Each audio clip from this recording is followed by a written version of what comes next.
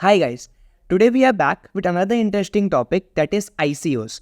Okay, so first, to understand ICOs, you need to first understand what are IPOs. So IPOs are basically whenever a company gets listed for the first time, they issue shares to the public. That is nothing but IPOs.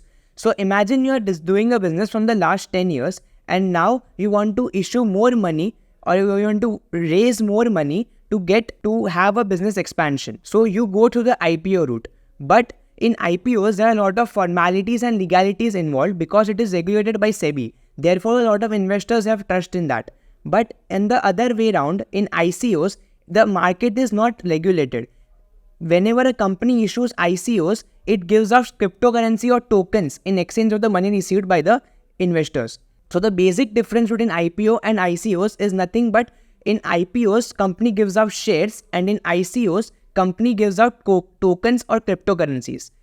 This type of investing is getting popular day by day because the startups are acknowledging it and raising money through it. The main reason this investing is not that popular right now is because there is less trust in that, because the market is not regulated. There is no body to regulate the findings of the investment or to see from where the company is raising money. Therefore, a lot of investors don't have much trust on that compared to IPO. But in the recent future, many companies are raising money through ICOs. Many new age startups are raising money through IPOs. One of the example is Diverzy, an online car rental startup, which has recently raised $5 million from ICOs. So this type of investing will gain popularity day by day as and when people get aware about it and the regulations are imposed, or there is awareness spread by this type of investing.